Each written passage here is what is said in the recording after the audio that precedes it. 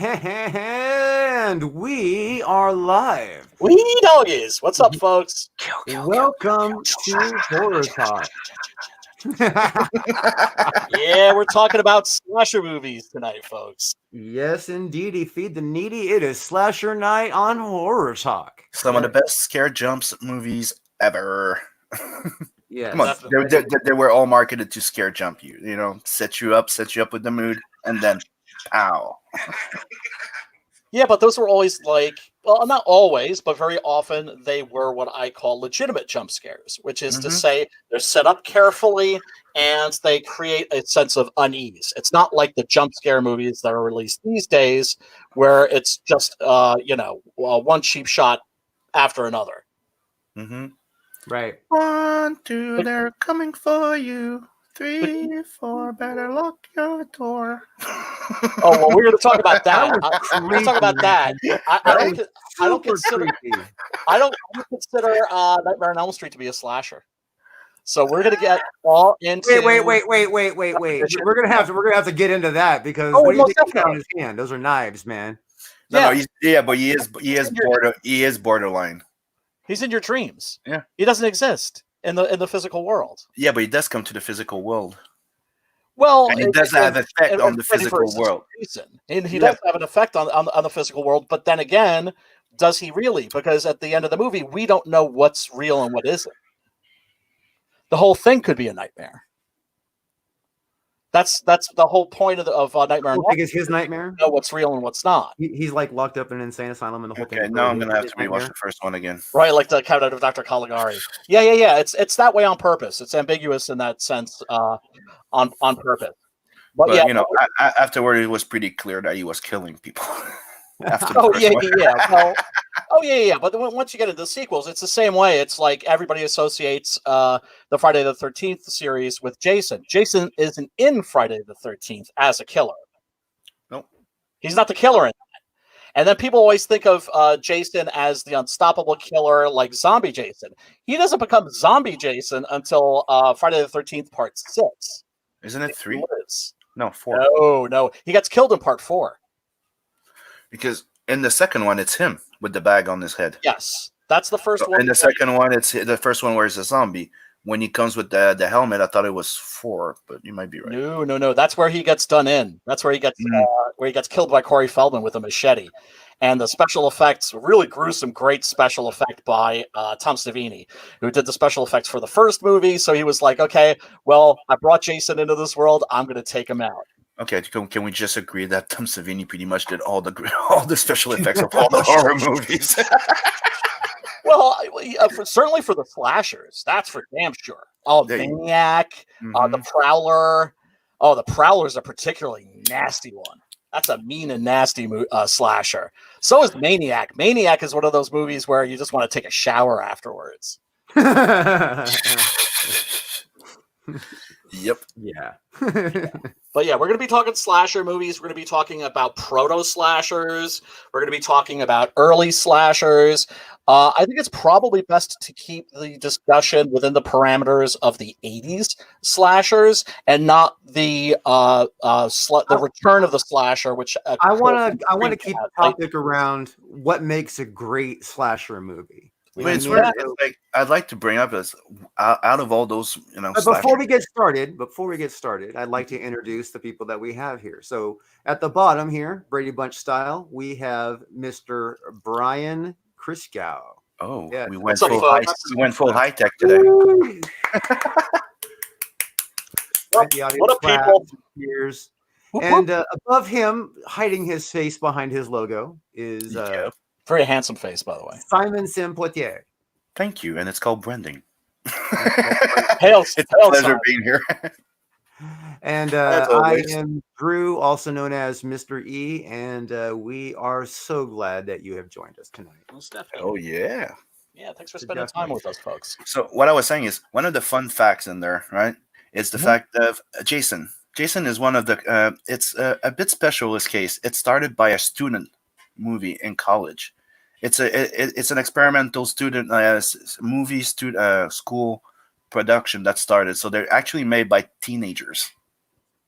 for teenagers. That one started from a school project, which is pretty goddamn cool when you think about it.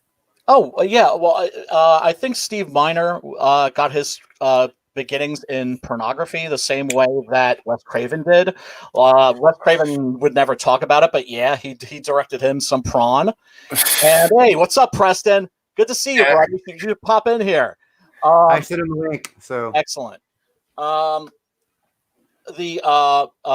The proto slashers would be considered. I don't know. Psycho is certainly where it sort of begins. The Friday the 13th is very much a ripoff of a Mario Bava movie called Twitch of the Death Nerve, also known as Bay of Blood. I sent through the trailer for that. You watch just the trailer, and you're going to be like, "Oh, a lot of this looks really familiar." What up, Preston? Hey, Drew. Hey, Preston. What up, other Drew? What up, guys? Back there. So, so we have with us now, joined by Drew Taylor. He's here to say hi and give his impression on all this stuff, of course. And then we also have. I know I made a banner for his dumbass. I guess I can't get to it. We have Doc Salem's author and artist and all around dude. Awesome. Dude. Nicky the Pipe on Twitter, but better known to us as the good Preston Acevedo. Hail, Preston. Hail. Welcome. I remember the old Freddy, like Nightmare on Elm Street movies as being, like after I rewatched them, it was like Looney Tunes. Like Freddy was actually Bugs Bunny. Yeah. Oh yeah, very much so. Yeah, he's an evil Bugs Bunny. I mean, when they redid it, it was nothing like that. But I found it when I rewatched all that, I was like, this is so funny. I don't see how I was scared of this when I was. Yeah, but all the violence, all the gore was made in a funny way. Like you remember that TV? Yeah. Like, hey, she's watching MTV, and he comes out and here, got prime time, bitch. Yeah, that's what I'm saying. Though, that's what an evil Bugs Bunny would do. Exactly. There's absolutely a connection there. There's connection there. And it's worth noting that during the 80s we started to see the horror movies become more and more comedic to the point where they weren't even horror movies anymore. No, really, in fact, they were so corny. The later Nightmare on Elm Street, they really got to like progressive comedic levels as they went along, like. And I remember, Robert Englund said many times he had a ball with it, but he said it did get a little silly at times. And, he enjoyed doing more or less the stuff like the more serious side of horror. Hey, Preston. Wait a minute. One sec. Keep your woman in line. Oh God! Now go wash the dishes. I apologize for that. I'm gonna pay for that later. I apologize for but yeah, no. I mean, like I remember when Hellraiser came out. One of the reasons I was so fond of it was the fact that it did have some humor in it, but for the most part, it was just poker faced, balls out horror. Now, would you say that was the first Gothic horror movie? Oh no, the first Gothic horror movie goes all the way back. I mean, Dr. Caligari's Cabinet was probably the best, the most Gothic horror movie. Yeah, Dracula was so boring. Like I wouldn't even call that a good Nosferatu. Movie, certainly, Nosferatu. I don't know if you can call that like that's Gothic horror. You think? Yeah, absolutely. Mm-hmm. Yeah, it's Dracula. In fact, Bram Stoker's widow sued F.W. Murnau and won the case and wanted every single print of Nosferatu burned. So we almost didn't get to see Nosferatu. It barely survived. Yeah. What was Hellraiser? Bad S&M club escapees go on murder spree. They were, modern view of demons is what it was. Yeah, exactly. And Clive Barker is, if you've ever read any of his short fiction, like the Books of Blood, and Hellraiser was based on a short story about Hellbound Heart. They're very, very sexual, and erotic from a gay male point of view. And Hellraiser changed my point of view of what a horror movie and is. very mutilation Brilliant. type of thing. It was. Yes. It was Self-destructive sexuality. Yeah, I like the body horror, all kinds of shit. Like he managed to cram everything into Hellraiser. Yeah, I liked you know what though, like Pinhead became iconic though. You see, that wasn't really technically a slasher movie though, because like Hellraiser was just straight up horror, but Doug Bradley was what made Pinhead. Oh, absolutely. I mean, and what's crazy is, by the way, I'm probably going to be stepping on people and jumping in. If you need to tell me to shut the fuck up, please tell me to shut the fuck up. No, that's fine, Brian. Because I get, you get me talking about horror, and I kind of. Yeah, oh yeah, I get it. So don't be afraid to keep me in line. When Clive Barker made Hellraiser, the chief engineer, that's Pinhead's like official name. He's the chief engineer. Yeah. He wasn't supposed to be the main horror icon. He wasn't the franchisable character. None of the Cenobites were. It was supposed to be Julia. She was the one that was intended to be the character that was going to come back for future movies. But Doug Bradley, in that makeup, in that very priestly S&M garb, and with that very voice, presence and delivery. He had that voice, yeah. Yeah, I mean, he was just commanding, and I always tell people, and I always look at stuff from a gamer's point of view too. There's a great thing, guys. Especially for those of you out there that are gamers that are also Star Wars fans. Play Star Wars: The Old Republic, because I'll tell you, like, if you make a character and specifically a Sith warrior character, and you go through the vanilla storyline, Doug Bradley plays the voice of the Emperor, and there's a sequence in there that sounds like it's and it's no mistake. It's definitely an homage to Hellraiser, and you're in this one you're on this one planet, and you're doing part of the main quest, and the Emperor's talking to you through another host, another body that he's like jacked, but he's talking to you through there, and Doug Bradley sounds exactly like Pinhead talking to you, and it's just such an awesome sequence. But you get a lot of that throughout the game, because very few people know that, Doug Bradley was a voice actor in Star Wars: The Old Republic, and it's great. His part is absolutely great. It's also worth noting that that Doug Bradley and Clive Barker both came from the theatrical world. Long before he was doing movies, Clive Barker was doing plays. Frankenstein in Love is one of those. I don't think he did the Hellbound Heart as a. No, I don't think he so. He did at least 4 plays. So and Doug Bradley was like one of his theater bros. So we give so much credit to like people like Sir Patrick Stewart in the realm of sci-fi, but you look at Doug Bradley, he's on that level. Without a doubt. He's in that same league as Sir Christopher Lee, Peter Cushing, Lon Chaney Jr., Boris Karloff, Lugosi, Barbara Steele, all those people. Without a doubt, horror icon. Yeah. Now if we go back to the actual proper slasher movies, with the Fridays, I thought, you never had any interaction out of Jason. He was always quiet.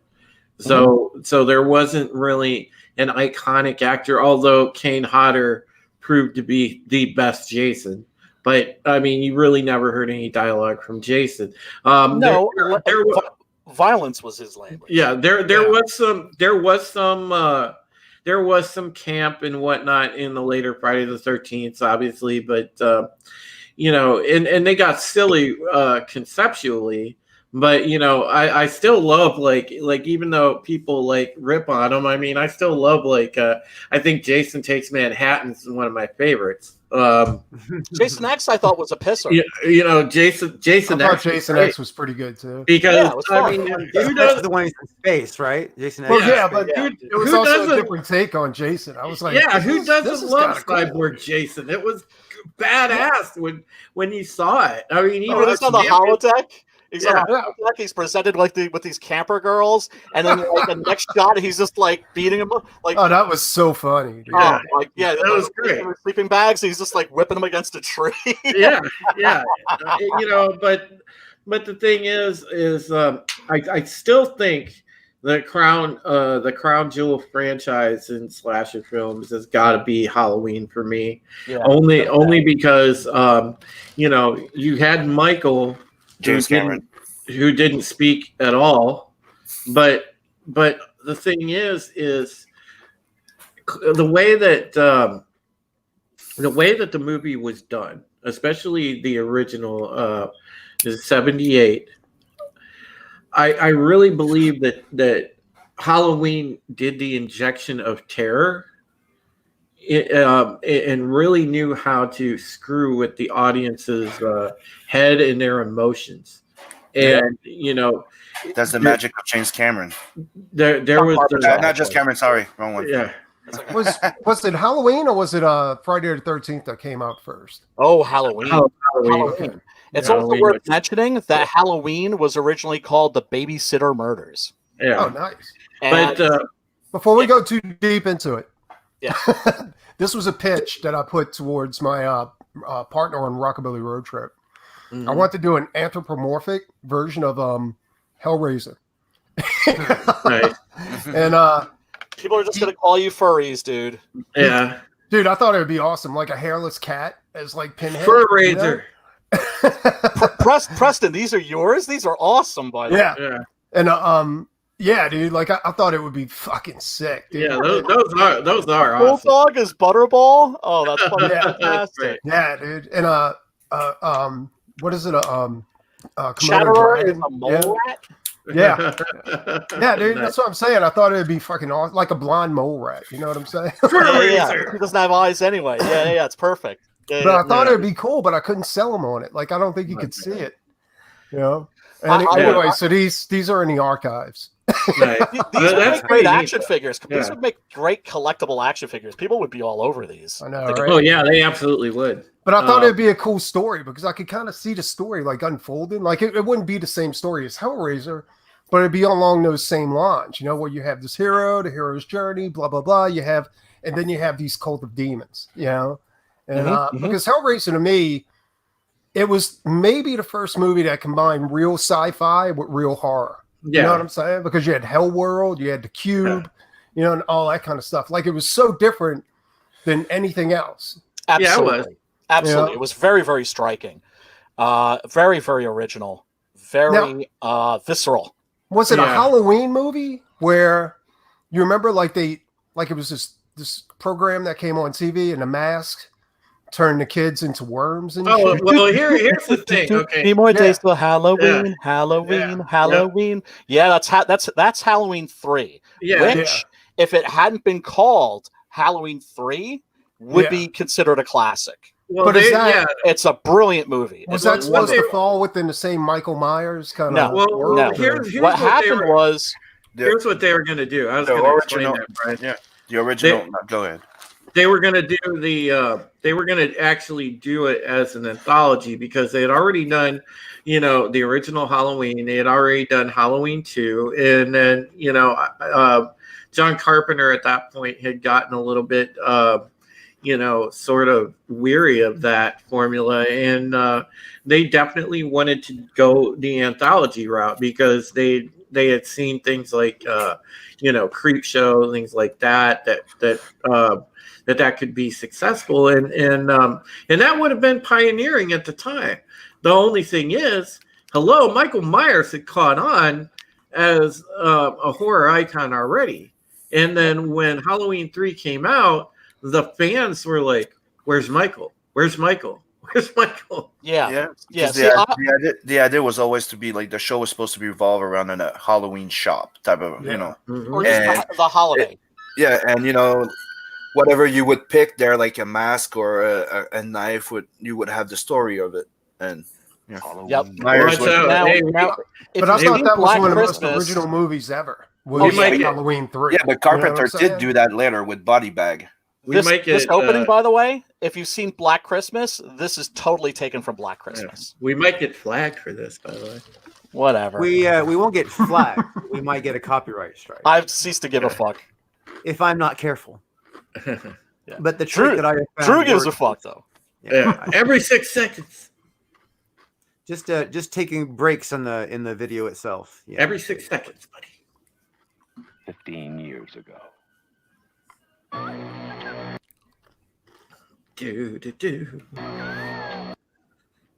That mask, by the way, that was added almost as an afterthought. The scary Shatner. Scary Shatner. No, that's the clown mask. Whoop whoop! Early Juggalo.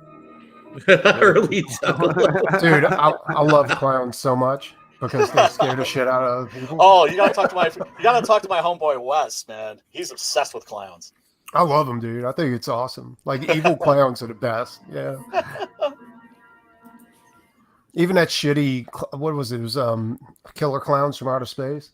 Oh, that shitty. That was okay. That was a classic B movie. Oh my god, that was so fun. great. Yeah, I gotta watch that again. I can barely remember some of the Chiodo brothers. The Chiodo brothers, the guys who made that, had a website called IHateClowns.com. Yeah. now see, Michael? Brian, I want to ask you this because see, the thing that pissed me off was when Zombie did the reboots. I did not like the zombie reboots of Halloween because I really thought that that he really just fucked it up, man. And I know Carpenter was pissed. Yeah, he was. Carpenter hated him. Yeah, he rightfully so. He took in the entire like demonic possession or the emptiness. He was supernatural angle. He was a supernatural type of being into demented. Yeah. You find it, and the thing about Halloween is you only find out that he's supernatural at the very, very end of the film. Plus, Rob thinks if he shoots everything as a grindhouse film, it's just going to be instantly great. He sucks. He's never made it. He's never made a good movie. He's an arrogant. I'm sorry. He's an arrogant prick. I refused to watch his Halloween remake and its sequel. His Halloween was technically the Texas Chainsaw Massacre. Texas Chainsaw. Well, that's what he keeps doing. Every single one of his movies that I've seen is a ripoff of Texas Chainsaw Massacre Part 2. Yeah, and he never gives credit where credit is due because he knows that most people, they may know Texas Chainsaw Massacre, but they don't know Texas Chainsaw Massacre 2. So he keeps ripping that same movie off. At least Quentin Tarantino has the decency to rip off different movies. You said Quentin Tarantino. Yeah, I did. Yeah, I did. Fuck that guy too. But, you don't like Quentin? But Brian, really?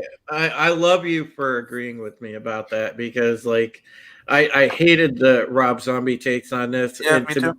And to me, and you too, Sim. The thing is like these movies to me are iconic. John Carpenter had a good vision, and even John Carpenter, like with the later films, like when they did the Cult of Thorn and what was it, Brian? Carpenter wasn't involved with. He was involved with the first 3 films. Yeah, and he didn't direct. The only one he directed is the first one. But they didn't call him the master of horror for nothing. Oh well, he became an overnight sensation when this came out. I remember seeing this as a little boy. I actually got my mother to take me to see this on Devil's Night, 1978. That's how awesome my mom is, right?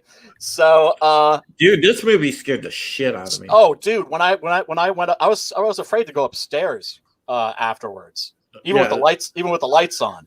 Yeah. It was a really great horror film.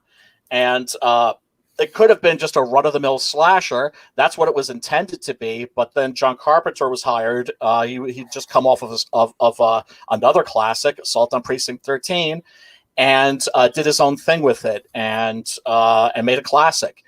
Here we're looking at Donald Pleasance, who, you can't imagine another actor as Loomis, but originally the part was written for Peter Cushing.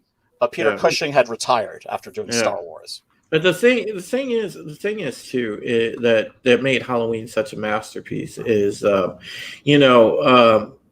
Carpenter makes his own music, he did.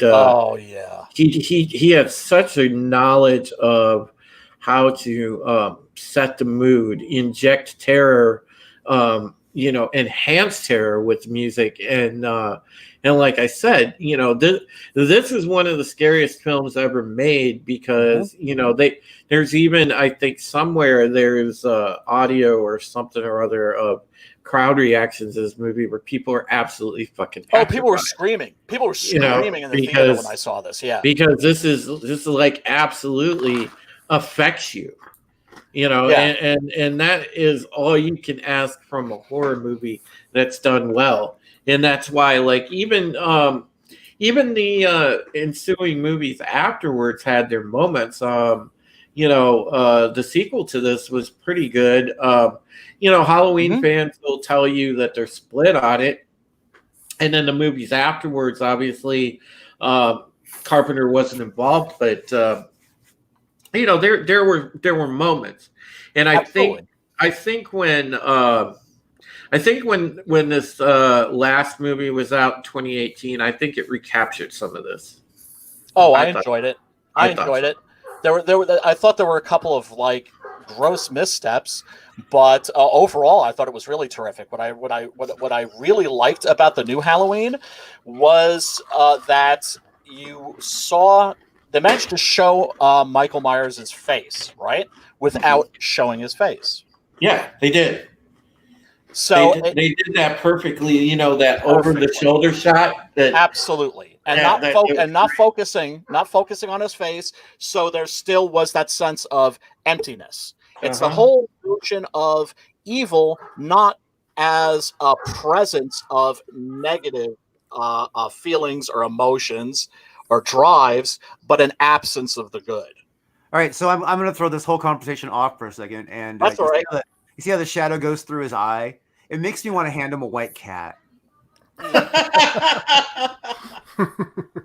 Yeah, he was the first actor to play Blofeld on screen.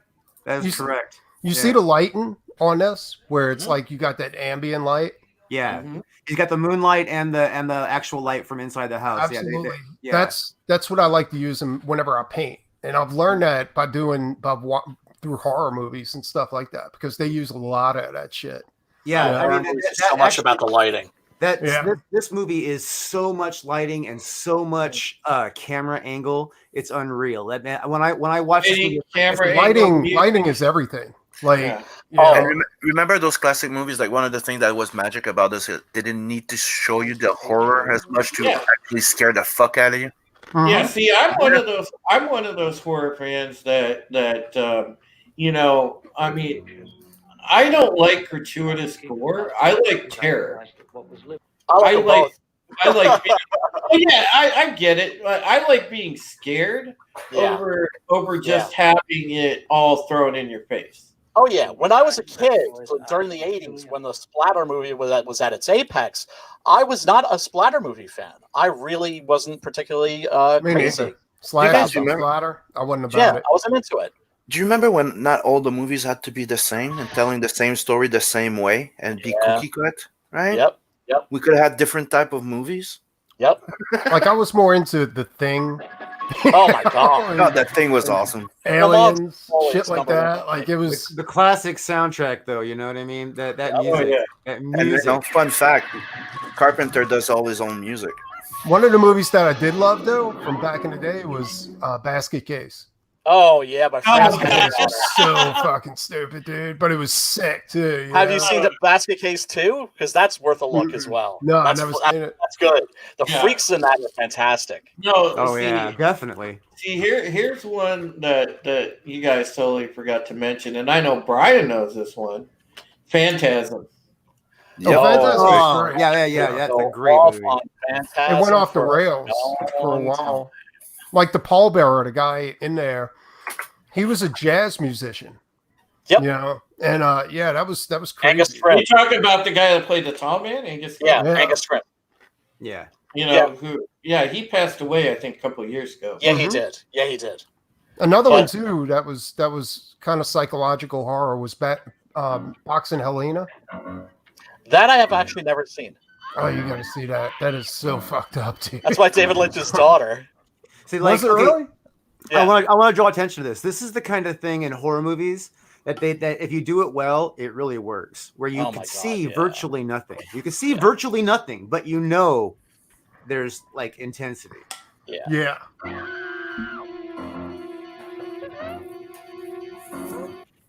I mean, it's just one of those things where it's like it just builds the moment, you know. 'Cause They play on human nature. Like it's it's the fear of the unknown. You know something's there, but you can't see it. Exactly. And the implacable assassin, this guy that is just coming at you in his own measured pace. The monster that comes at you slowly is always scarier than the monster that comes at you fast. Yeah, and the girls always have to fall down when they're running away. Yeah, that's the trope. But, you know, that was one of the things that was also different from Myers is he was sadistic. Like he wanted them to run and be afraid. He was actually like he was playing with them. Well, he was a stalker, and you know he was a stalker. He wasn't like Jason, who's more of a just a flat out force of nature killer. Michael was a stalker. And see, the thing that people gloss over all the time, especially when I get into debates about, who would win Myers versus Jason. And I always defend Myers, even though, all the way. Even because people don't give him enough credit, because what you see here is he's calculating. He's a stalker. He's intelligent. And, a lot of people gloss over that. They think, oh, Myers is just, another powerhouse killer. No, he's not. Jason's the powerhouse killer. Exactly. It's also worth mentioning I think that Friday 13th is pretty much a direct ripoff. it is. It is. Oh, no, actually, it's the later ones are. The first one is actually a ripoff of a Mario Bava movie called Bay of Blood.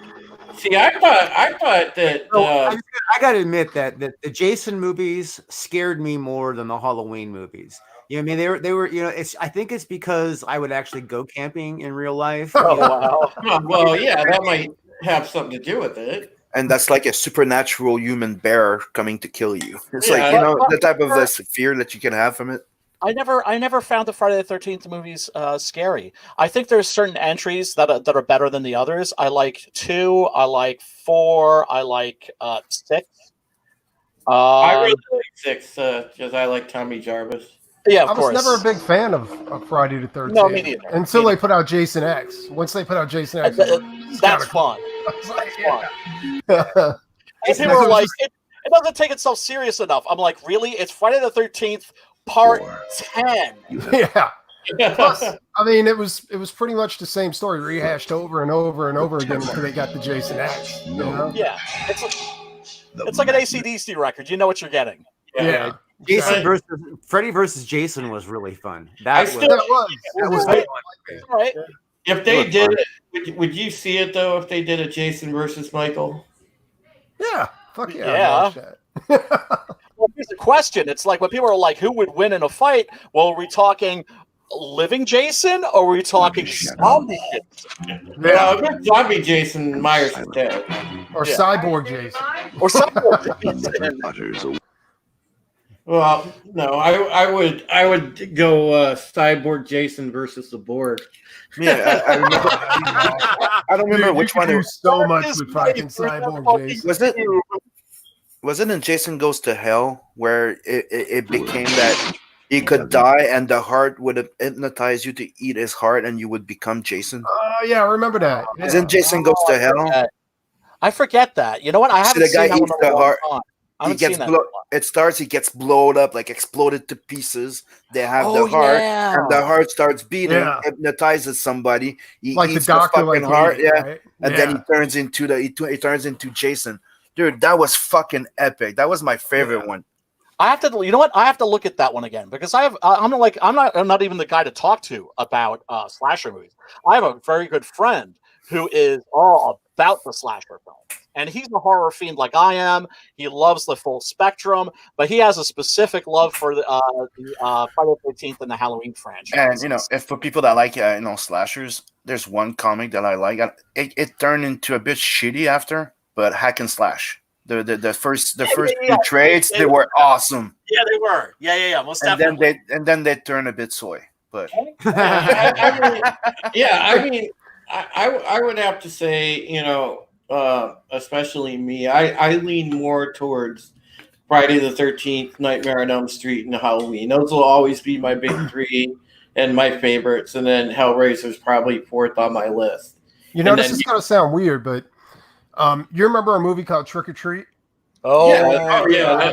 Dead rock star. It had Ozzy Osbourne, and Ozzy played the preacher, and they yanked Ozzy through the television. It was like this crispy corpse. Dude, I fucking loved that movie. You remember? I had the soundtrack and all kinds of shit. Oh, dude, you gotta check out the Blu-ray. You gotta check out the Blu-ray, Preston. What about Blu-ray's fantastic? What about the creature type horror movies? Pumpkinhead, Rawhead. First Pumpkinhead was good. Rawhead Rex was the shit. Yeah. Monster Kid to the Claw. Yeah, did you see Rawhead Rex? Dude, Rawhead Rex was the shit. Like that was scary as fuck, dude. Even though they had a really shitty costume where the jaw never really moved that much. It was okay. They used an animal for the close-ups, It was all right. Yeah, for its time, it was great, right?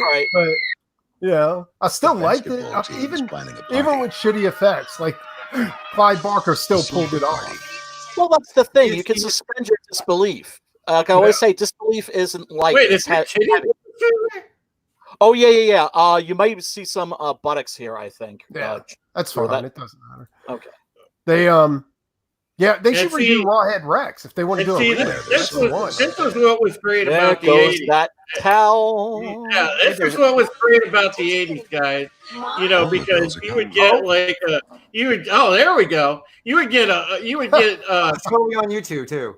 you would get a full on 18. Oh, you have to have some skin. You have to have some skin. I mean, there's one that a lot of people forget, but I really liked was Jeepers Creepers 1 and 2. Well, you would get. I thought the first one was kind of shitty. I didn't like it too much. I thought the first one was kind of. I thought the second one was better. They kept playing on the first one. Much, but the first one was like you didn't see the monster. The second one was, hey, here's the monster. Brian, it was a good monster too. Yeah. Do you preview the clips before you send them to me? Dude, I just told you there was going to be some ass.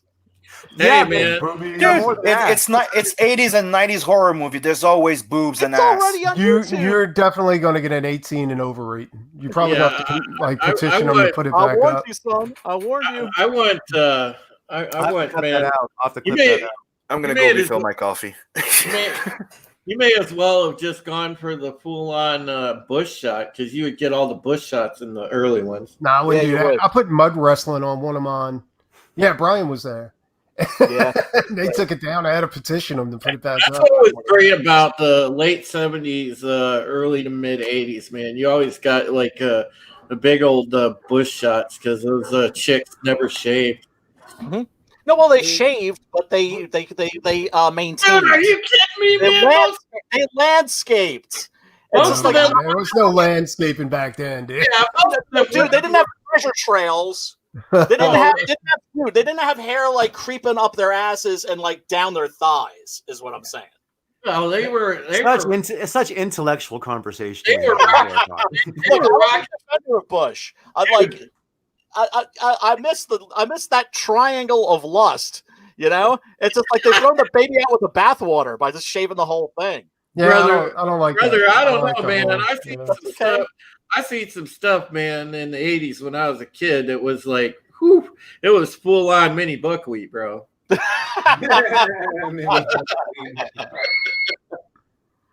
Slumber Party Massacre. This is a really interesting one. It's very much a meta slasher movie. That's to say, it's a slasher movie about slasher movies. And there's a very phallic trill that is the killer's primary weapon. You know, it's not exactly subtle. Let me. Also, written and directed by a woman. The Slumber Party Massacre. Yeah, very good. You said directed by a woman. See that? See, it's like Written and directed by a woman. Yeah. See, that's the kind of thing that like we can always use when people are like, you know, trying to. Well, again, the feminists will tell you, oh, there weren't women working in there back then. Yeah, right. I know. Hey, I just like to add something on the Jeepers Creepers thing. Mm-hmm. The reason why I like it so much is because it has that Lovecraftian side of the like it's imminent doom. There's nothing you can do against that creature type of thing. Yeah, and we rarely get something that's a creature that was before mankind. Like it's been there for hundreds of years. I like that aspect. The aspect of it. The first movie was dealt a bit weirdly, but I like the setup. But it seemed more like a setup movie, right? And then you get to the second one, and you're like, yes, yeah. Well, the first movie would have been great if they would have laid off the song so much. That too. That too. I mean, ultimately, it's not a bad movie, but it's not great. It's fair to middling, I would say. Life Force was okay. Life Force, a big defender of that movie. Yep. So I have been inspired. We have to have a show, not tonight, but we have to have a show dedicated to a boobies in horror. We're gonna have to. Oh yeah, boobs in horror. Tidbitties. Yeah. It's gonna have to happen. Hey, I'm all about that. Hey, Unity in the horror film. If you guys pay attention to my avatar, by the way, speaking of Halloween, Katie Sackhoff appeared in one of the Halloween movies and got decapitated before she was super known. Yeah, was oh god, was it 4 or 6 that she got decapitated? Do you know who still looks gorgeous? Is Barbara Crampton from like the Stuart Gordon Lovecraft movies, you know, Reanimator, From Beyond, Castle Freak. Man, yeah, like she just gave an update on her on her Twitter page. Still looks gorgeous, man. Well, actually, one of the most smoking gorgeous actresses that's still around is oh god, who was the girl that played Michael's niece? Oh man. Yeah. When she was just a little girl in Halloween 4, right? What was the name of the actress? Come on, Brian, you know this. I don't know. Again, I'm not the slasher guy. I gotta call my friend Chris, and he would know. He would know. What? I'm sorry, but one of the sexiest horror queens she never played in any horror movie, really, and it's Elvira. I'm sorry. Oh yeah. She's a sweetheart too, man. If you ever meet her, know. Sweetheart. Well, I thought she looked good. I met just her. never thought she was all that. Like, Dude, Jamie Lloyd freak when it's the personality too, though. Yeah, but I freak. You meet Elvira, and then when you meet Patterson, and when I realized she's actually a freaking redhead, and I went, Did you ever hear the story about her and Tom Jones? Yes. Tom Jones? She lost her virginity to Tom Jones. Yep. Yeah. Well, no, she said, the man's man. It wasn't her virginity. What she said was Tom was so big that he split her. And she started crying, and he kicked her out of his apartment. That's the story that I heard. That was no, she did. She told that when Danielle Harris. Stern. Danielle Harris. That's the name of the actress I was thinking of. I saw Tom Jones live at the Limelight in New York City, which was like I love Tom Jones.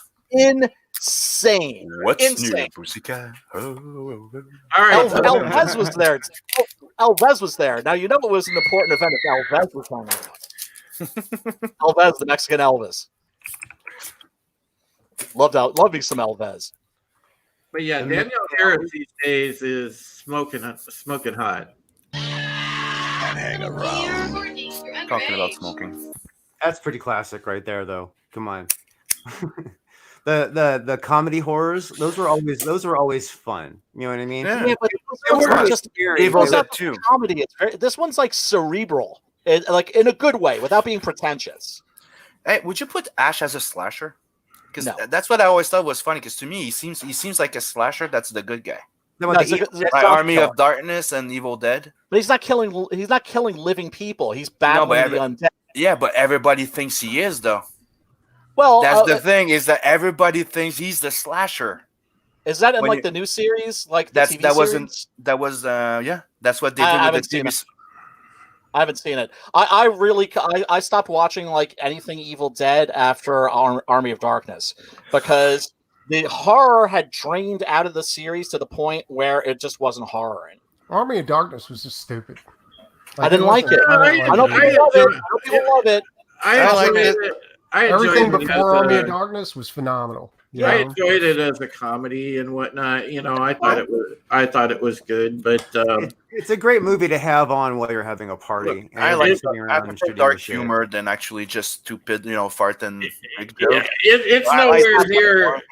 It's obviously nowhere near as good as Evil Dead 1 first and 2. one. Nope. Oh my god. The first one, I remember seeing that. That almost didn't get a theatrical release. It did get one because there was somebody at the Cannes Film Festival who saw it. They could not find a distributor, and the guy who had seen it decided that he was going to lobby hard for it. But that guy was Stephen King. And he wrote an article for Twilight Zone magazine, which was fucking fantastic, saying that it was the most ferociously original horror movie that he'd seen in years.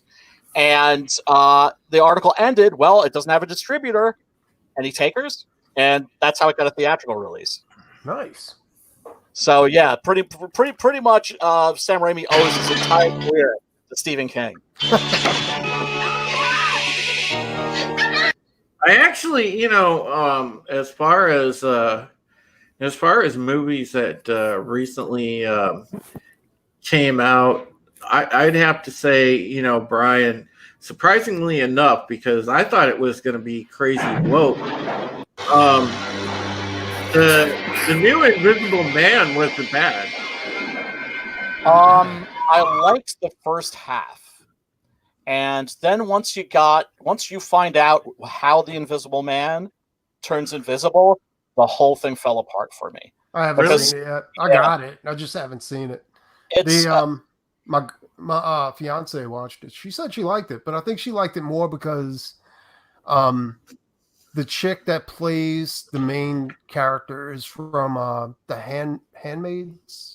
She's Handmaid's very Tale. Or Handmaid's. She very did a good. great job in the movie. Yeah. Yeah. She's fantastic. She's fantastic, and and the way it plays with the notion of an invisible killer that's not out to kill you, but is out to destroy your life and convince everybody else that you're insane is Yeah. genuinely spooky. But then once you get into the science fiction elements of it, I didn't think it was I didn't think it was a good adaptation of Well, the what about the Invisible Man novel. from the 90s? You remember that one? Oh, Hollow Man. Yeah. I thought that was cool. Yeah. That's much better. I Yeah, really well- like that movie. It has an Invisible Man in it. The problem with the new Invisible Man is it doesn't have an Invisible Man.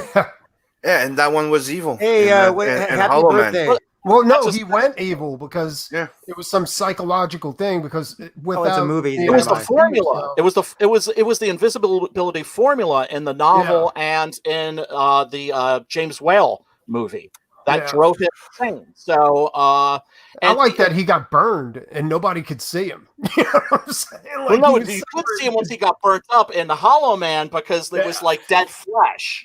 Yeah, that's what it was. So that yeah. that was cool too. Yeah. Yeah, no, I liked it. Memoirs of an Invisible Man. That's very sort of up and down. That's of course not a horror movie. It's more of a comedy. So this is another link that Brian sent me. Uh-oh. Yes, there are a handful of 80s slashers that I do think are really. So good. Brian, we got full penetration in this one or what? You do have some magic tricks. I'm sorry. No penetrations. Excuse me. Why is it plural, Sim? Why is it penetrations? Yeah, no money shots. No money shots. So one penetration is okay, but not multiple. Is that We're what- talking about slasher, so it's multi slashes, all right? So Preston? are people getting gang probed? Yeah. Are they getting gang probed in this one? How are you gonna have a slasher movie without penetration? But that's what I'm saying. That was the joke, and that's why the S was there. Preston, Oh, okay. there's no docking in this trailer. That's disappointing. I know.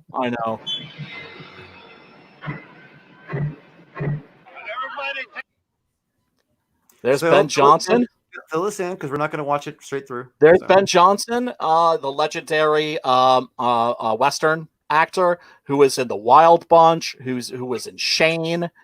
He plays the train conductor. It's a sorority and a fraternity that have decided to have a big party on a train, like a masquerade party. Of course, there happens to be a killer that's on the train that's snuffing people. And this also has, of course, the original final girl, Jamie Lee Curtis. And this is one of the movies from that era that I think is genuinely a good horror film. It's this, Prom Night, and My Bloody Valentine. This and Prom Night? This, Prom Night, and My Bloody Valentine. Like, I remember, like, in this era, because, of course, I had to watch any horror that was coming out at that time. So I did watch the slasher movies. And those three were the ones that I really liked, and the ones that I still really like. So what's your favorite slasher movie? My favorite slasher? I don't want to get. I would have to go the original Halloween. Yeah, original Halloween. I agree. Original Halloween is mine. You can't. I would have a hard time picking my favorite. No, It's easy for It's easy for me because there aren't. I've never been really a fan of the subgenre itself. But Well timed. that's why I go and I always play Dead by Daylight. I'm always playing Michael Myers when I'm killer. That's awesome. Yeah, my little one, the older one, she's a big fan of Dead by Daylight. She loves those slasher movies. She's really big into horror. That's awesome. Well, that's all I stream. When I game stream, I'm streaming Dead by Daylight. Nine times out of 10 because Wait a second, Dead by Daylight, is that like a slasher fighting game? Yeah, it's not a slasher. It's an asymmetrical horror game. One killer against 4 survivors. Oh, that's how the Friday the 13th game works too, right? And you have to kill all 4 survivors. But Dead by Daylight's more fun. Dead by Daylight is also the original, and it's more popular. And you do have Freddy in there too. Yeah, because they were there first. Yeah. The new Predator game is set up like that, where there's like one person that plays the Predator who's overpowered, and then they're like everybody else plays the commandos. I want to buy that one. I want to buy that one. Yeah. Yeah, I definitely enjoy playing Dead by Daylight. Hint. You guys can get the game and play with me if you got a PC. Get it on Steam. I got that shit, yo. Yeah, get it on Steam, bro. Play. Yeah, you should Only probably there get was more time in a day. You should probably get the Predator one too. I would play that. I'll get the Predator one if you guys get Dead by Daylight. I'll play the Predator one with you if you get Dead by Daylight. Maybe next time I get Pit Aid. I have it on PS4 though. Yeah. Well, the only thing with DVD is it's not cross-plat. You got to get the Steam version if we're gonna play anyway. Right. Yeah. Because I'm a computer gamer, man. PC master. Me too. Oh, me too. But the thing is, when I buy a game and the kids have to play, I'm buying it for PS4 because I don't want them on my PC. Yeah, man, I hear that. But no, trust me, guys. We'll have some good times. As if we do a stream, just having our audio from the Discord would be worth people viewing it. Did you guys ever play Hunter Showdown? That movie. Hunt Showdown. Yeah.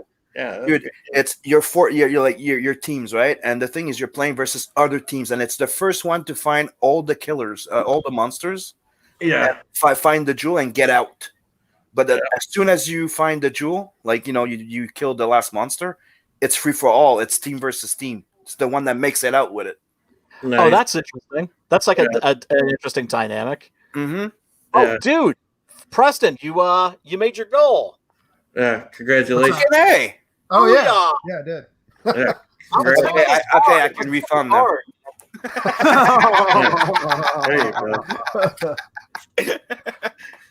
So Doc Salem's obviously not a slasher, No. but we definitely want to talk about it tonight because Preston did reach his goal. Like, did you do that yesterday? Well, here's the deal. Like, now that the goal's reached, I'm going to release the crossover cover with Brian's 6-gun gorilla on it. And that's different from the crossover cover that's offered as a incentive for signing up early.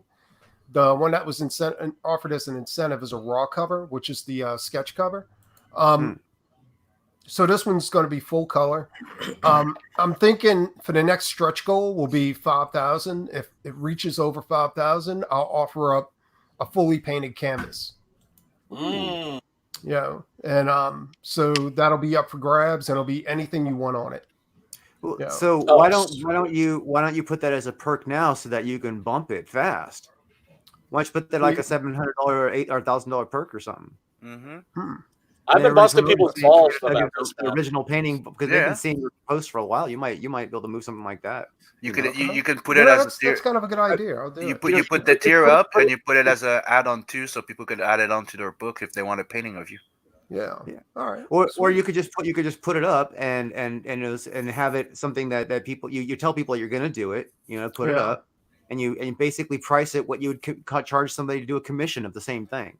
And then add shipping on top of that, and also the percentage that they take. So you got to think also another 8%. You know what I mean? So it does make sense to go and do around because that might boost your shipping numbers. You know what I mean? $1,600, something like that. Yeah, no, you're right, absolutely. It's going to hit double digits at some point. So I got something else too, and I mean we can do it on air or we can do it off air, but I have something else I want to talk to you guys about afterwards. Okay. It's actually an old project that I was working on, and it has a lot of steampunk elements in it. Okay. Well, let's save that for off air. Let's save that. Is that the thing? Is that the thing you showed me before? Yeah, that's what. Yeah. Doesn't show me nothing. I know. That's because I didn't want you to see it. But I'm kind of contemplating maybe I might want to take a partner on this one instead of trying to do it all myself. Okay. Hey, if you need a writer, I might actually. But so Doc Salem, you got sound? Can you do sound? Or? Yeah, I'll play it. All right, cool. Yeah, got to watch that bitchin' ass trailer. It's very metal. Nice. If you're not into metal, it's not playing. You're probably not on the right screen. Heavy metal! Oh, no metal at all! Whips and posers, leave the hall. Oh, you know what? It's not playing, so I'm on the wrong screen. Yep, that's what I told you. What's she doing to us, Drew? You know the What's she story. doing? A mad genius, an unholy creation. The world, of course, remembers the monster, not the man. But sometimes, when you look closely, there's more to a tale. Sometimes the monster is the man. This is the story of Dr. Salem, Monster Hunter. Dr. Victor Frankenstein endures life-threatening wounds inflicted by his very own creation. His trusty assistant Igor injects him with the elixir of life, which puts him in a state of suspended animation. When he finally awakens, many years have passed and times have changed. The world that he knew is long gone and the tables have turned. Now monsters have emerged from the shadows and taken over. Victor Frankenstein finds that he is one in man due to the devastation his creation had wrought. To make amends for his transgressions, Victor assumes the guise of Dr. Salem and hunts down rogue monsters. This new and exciting series, created by artist and writer Preston Pinhead, is a 52-page graphic novel that combines Lovecraftian horror with Mary Shelley's Frankenstein to give you a fresh new look into the world of classic monsters. So join the Doc Salem army and help Doc Salem bring peace and balance to the world, one monster at a time. Thank you for your support. Nice. Bad ass. Weep. Bad ass. Horror and comics go well together. So They really do. They really do. And it's just such a wonderful, crazy idea of turning Victor Frankenstein into a 1930s style pistol packing pulp hero. Well, I wanted to do something different because everybody rehashes shit so much. Oh yeah. Like I wanted to play with one of my favorite horror genres, but I didn't want to. I wanted to make it more original. You know what I'm Right, saying? Like right. kind of what you did with Six Gun. You know what I'm Right. saying? Like you were competing with somebody that already had a Six Gun gorilla out, but yours was so original that it blew that one out of the water. So that's kind of what I want to do with Doc Salem, and I think I've succeeded on it. It's just getting it into the hands of everybody so that they can judge for themselves. Yeah. Well, it's And, it's about getting the awareness out there. You know, yeah. you need to get on more streams. This is a wonderful project. I'm glad it finally, that it made its goal, but it deserves to do so much better than it's doing. Well, making And its goal well, was barely going to get it out the door. You see what I'm saying? Like Yeah. that's not because I still got to pay the colors. I got to go ahead and Well, here's the thing. Here's the pay thing. for You- production. okay, so check it out. All right, you Love have the But at least it's July- getting made. You have July. Yep. You have July before you promise to ship, right? Yeah. Yeah. So you just push hard and bring Oh as much as you no! can in It's now. absolutely yeah. I mean, it's let me put it this way: like, overprint, just overprint, Yeah. and then collect it. If anybody can prove that model, I did. You know well, what I mean? here's what's been going on.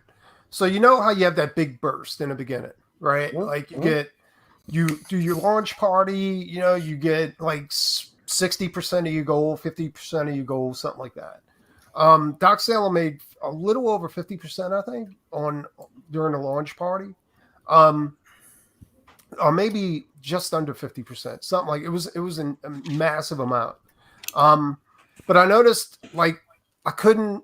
You kind of have to pitch every day. You know what I'm saying? Yes. Yeah. You have And to by pitch every doing day, all that- day. Absolutely. And at that point, it's a game of like Ethan says, it's a game of inches at that point. Like because you run into that middle ground where people kind of lose interest for a while and it kind of stagnates out until you reach the end. So as long as you pitch every day, like with Doc Salem, I've noticed like I got at least 2 or 3 new contributors on a daily basis during the slow parts, which is great. It's better than not having any contributors at all. Absolutely. You know? But Absolutely. it's definitely worth it. Like the thing is like anybody who's new to this, don't get discouraged. Just keep pushing it. You know, Yep. that absolutely. one contributor, whether it's a digital tier or whatever they select, it's still an extra contributor to go ahead and push you that much closer to your you definitely your goal. because everybody's familiar with your art, Preston. I would say like tonight, make a tier, call it a painting tier. You know what I mean? And then you already know what to price that shit because you know because if somebody came to you and said what would you pay for a commission to do a painting of, you know what I mean? Mhm. And then and then you can say name your character and make a list of these characters I will do. You know what I mean? So You think that's a good idea? why not? Why not? No, I don't. I'm not saying that. I'm saying to actually put the characters out there. Would that be some type of infringement or something like that? No, because no, it's not because you're not commercially selling them. Yeah. No, you're selling You an know what I mean? original guy. You're doing Well, an what I'm original saying is, commission of, I mean, of a character. it's basically like this. Like, I can paint anything. Like anything you want, just go ahead and do it. I'll limit it to 2 characters, and we'll just go like that. You know. Yeah. Well, just you know what I mean. You communicate in the description what the limitations are, the boundaries of what you'll paint, and then throw it up there, and then do what you would do, and then be smart. Don't realize that most people they got a bunch of books to back and stuff like that, so they're not going to spend an outrageous amount of money. You know what I mean? But there are some people that are looking for those high tiers and to have something valuable. Oh, So yeah. Well, I don't have any high tiers a painting on Doc Salem, so this will be the first high tier I'm putting up there. Just man. think about what you need. Just think about what you need to get from it. Because look, think about it this way. Think about what you need to get from it. Like if you were at a con, right? And you would sell one at a con. You know what I mean? Yeah. Like that kind of thing. What would you need to get one out of that? And then you could just once it goes, throw up another one. Yeah. Right. And then when it goes, throw up another one. And when it goes, throw up another one. That sounds great. I'll do that. I'm just trying to figure out something to do as a new stretch goal. Yeah. Well, what about maybe sketch covers? Because I know, like, what people really like. I mean, they like variant covers and that sort of a thing. But what when you're offering somebody when you're offering people something really special, it's an original work of art. Yeah. Even if it's just a sketch card. Sketch You cards can are also popular. you can also do a bookmark that everybody gets. You know what I mean? Because those are inexpensive Sticker. to print. You could do That's a you good could do idea. trading Yeah, cards or stickers. stickers. Those are also not too expensive. You had that Doc Salem that 6 a.m. Comics did. You might as well get that turned into a sticker. Absolutely. Yeah, I did it with Vincent.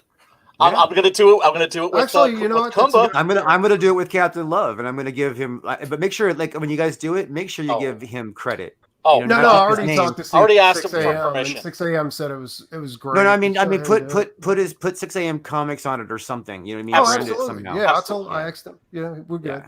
Yeah. Um, No, he's the shit. So that's a good idea. I think I'll do that. Like, go ahead and offer it as a alternate, like a 6 a.m. cover, and also a sticker set for everybody. Yeah. Awesome. The cover will be, you can do it as an add-on, or you can actually get it as a secret perk. Yeah. And also the illustration that he did of Doc Salem, that's actually my favorite. Dude. Yeah, that's my favorite of the I love bunch. it. Yeah. With like the severed tentacles and everything. Yeah. He did a great job. Like, yeah, it was he awesome. did. Yeah. I tried to get him to do a if he was in the backup chat, story. I would embarrass him with his song. I tried to get him to do a backup story for fucking what was his name? Gary the Hell Knight.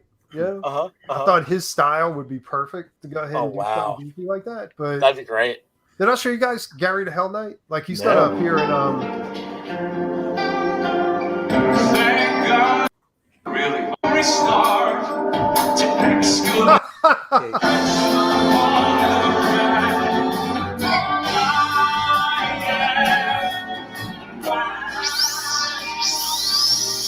Bateman. What the fuck is this? It's American Psycho music. I know, I could read this. I'm still reacting on what the fuck is this? Stu sent this to me, and I had to play it just for laughs. It's like, what the hell is Man, when that I still remember when that novel came out, you thought it was the end of the world. You think the social justice warriors are like a pain in the ass now? Holy shit, man. That came out like right when political correctness was hitting its peak, and it was effectively banned. They actually got the publisher to drop the novel. Yep, and the movie was awesome. Yeah, the movie's movie was good. crazy. Movie's good. It would have been better if Cronenberg had directed it like he was supposed to, but they fired him and replaced him with a woman because PC. Still a good movie though. That movie's so PC. No, I mean it's still a good movie, but I'm saying it would have been a classic if David Cronenberg had directed it.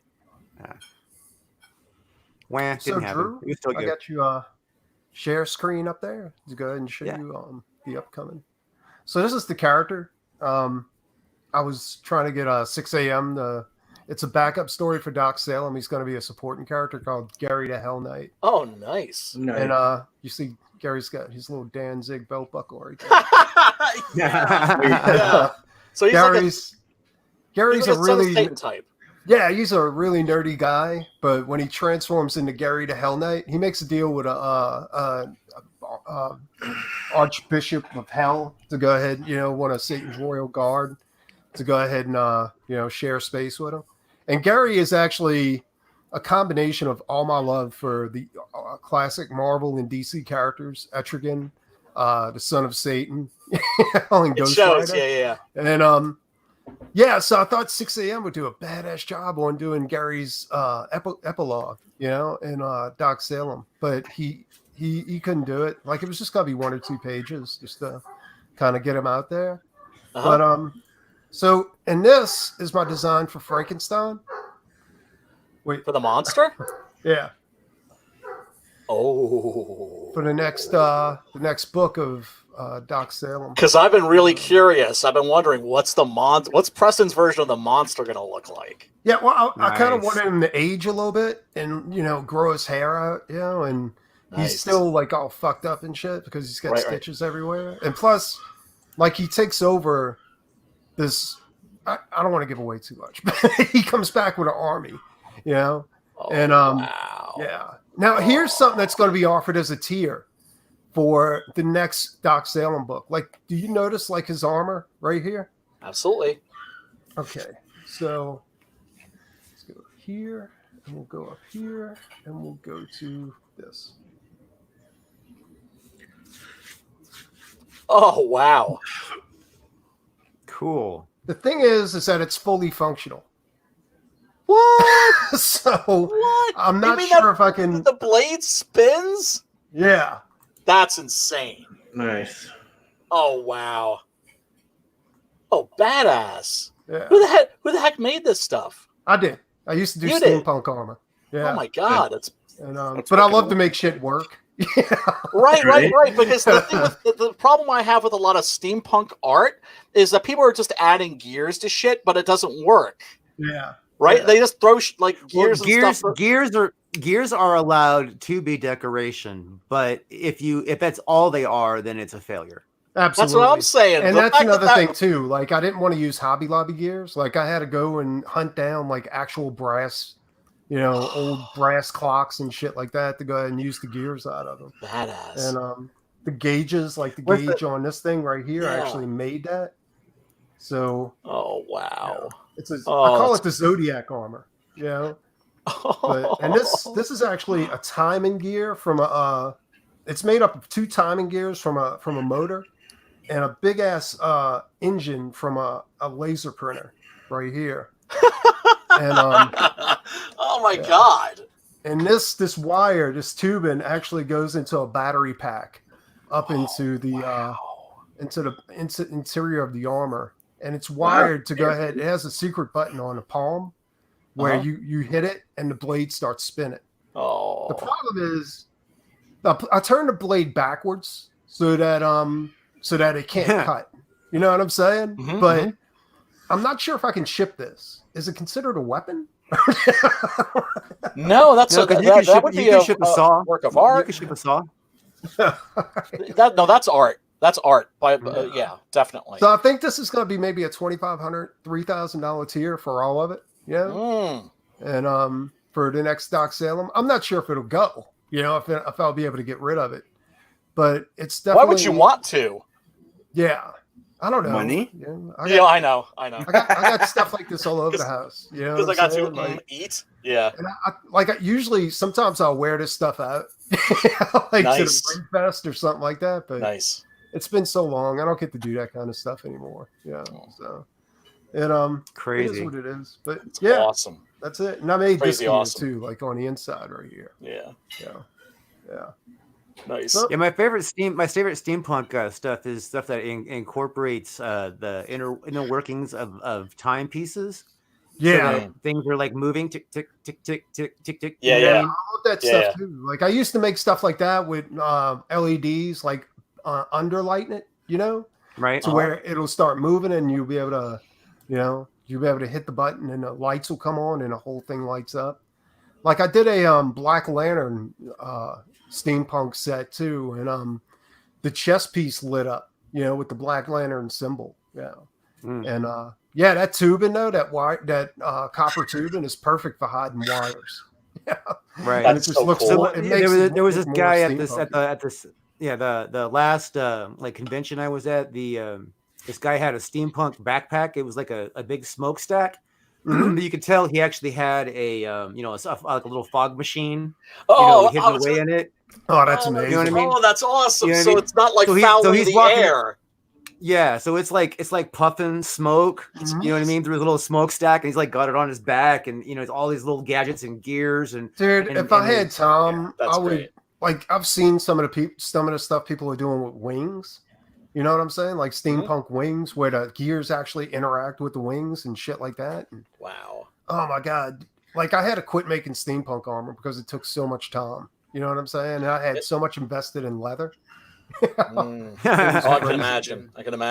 Well, you know what? Here's the thing. There's a significant business. I mean, high-paying, significant business in producing steampunk armor for people. You know what I mean? Used The to fact that be, you can- but not really anymore because China started knocking off people's designs, and they would sell it for pennies on what you would actually pay somebody to custom make it. And Commies. yeah, well, you got to do something really really. You got to do something. You got to do something they can't copy. You know what I mean? Yeah. It's just- Well, they don't believe in but being intellectual open to property. commissions, but again, being open to commissions, you got to think instead of doing it where you make it first then sell it. Oh, you might like you this. draw Let me see if it. I can find it. You know, Um, you get somebody who's interested in it. You know what I mean? You show Yeah. the stuff that you have as examples of what you can do. You find I'm gonna somebody who's take this down interested, for a then minute. you But, draw it out, and yeah. then No, then you I make hear it. what you're saying. It's and you're right. So but like generally people don't want to like spend like $900 for like a armored piece or something like that. Let me find this other. I know thing, people. 'cause I know think you're people. gonna dig it. I know Yeah. people online that will. I mean, they're not Really? people I can call and Oh, say yeah. that, but yeah. Oh yeah. In There's- in the Facebook steampunk community, there is Mhm. totally those people. Well, I know and in they're- Louisiana, like the community up here, the motto is you want to be a maker and not a buyer. again, So, some people can't make, and they yeah. want to. Oh no, I know. steampunk. And the thing is if you're selling something that's like a one of a kind piece of art, you Mhm. don't need to sell a lot of them. You just need to sell one or two for like a really high price. Yeah. And then there's people that want steampunk props, and they want to impress their other rich friends. And Exactly. Exactly. You want to target the people who have the dough. I mean, you see corporate America doing that too. It's like, well, are you going to sell like a whole bunch of cheap handbags to like a huge mess of people, or are you going to sell like a handful that are like $5,000-$10,000 to a really small group of rich people? Yeah. Metal Brewskis has an interesting idea. He says you should save that stuff for the trailer. No, I am. I'm not putting it out there yet. Like when I'm ready to do the next issue of Doc Salem, which is I'm taking Adam Post as like his philosophy to it. Like don't let people wait and forget your name. You know what I'm saying? Yeah. Oh yeah. Keep it up. Like what Drew's doing with Captain Love. Yeah. Yep. And if you have a friend that's like 7 feet tall and like really muscular, if he's up for being painted green and dressed up. Right? I don't know if I'm gonna do like Frankenstein is green this time. I think I'm gonna do him as maybe maybe like dead blue or some shit like that. Yeah. I don't know. That's cool. Hey, that's up. You're the creator. You're the one that decides what color he is, what he looks like. Just don't make him fuchsia. Just don't make him fuchsia. The only reason why like the Karloff monster is always depicted as green is because they knew that was going to create make him look more pale when he was black and white. Hold on, there. You could do Frankenstein mixed with Grand Admiral Thrawn. That's an interesting idea. Absolutely. Let's see here. My Frank is yellow, says Metal Movies and Brewskis. Yeah, I mean, I always imagine him having. He's described in the novel as having very sallow skin, which is sort of yellowish. Very like pulled tight over the bones and everything. He's supposed to be very kind of gaunt and gruesome looking. Shoot, I can't find it. And then, of course, you got all these sexy Frankenstein monsters, which pisses me Sexy off. Frankenstein it's not Frankenstein. That's Yeah. That's Twilight Frankenstein. I don't Yeah, like to say exactly. Exactly. Twilight Frankenstein. Well, you didn't like I Am Frankenstein? It wasn't one of the best Frankenstein movie ever. Well, no. Well, you know what? I had a lot of problems with that. Oh, I mean, it's a piece of shit. But That is the worst movie, dude. It's so bad. It's so bad. But I thought Aaron Eckhart was okay for a sexy Frankenstein, and the idea of a sexy Frankenstein isn't that insane if it's a really good-looking guy who looks like a landmine blew up in his face. You know what I'm saying? The best sexy Frankenstein was in the Dean Koontz Frankenstein TV movie that was supposed to be a TV series that was going to be produced by Martin Scorsese, but then he dropped out, and it was Vincent Perez that was cast as the monster.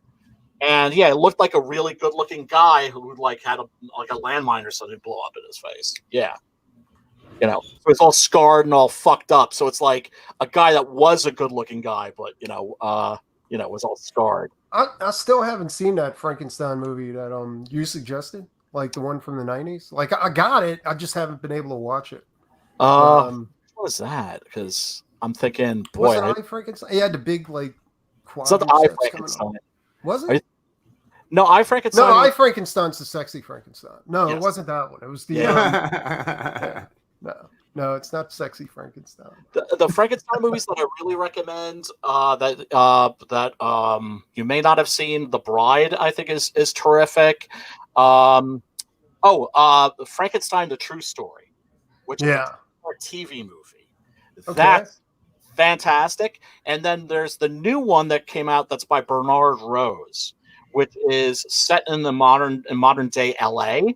And it's always an odd concept to set the Frankenstein story in a modern setting because, the Frankenstein is such a part of our mythology, right? You have to set it in an alternate universe where Frankenstein isn't a story, right? But and it's not perfect, but it's very emotional and really.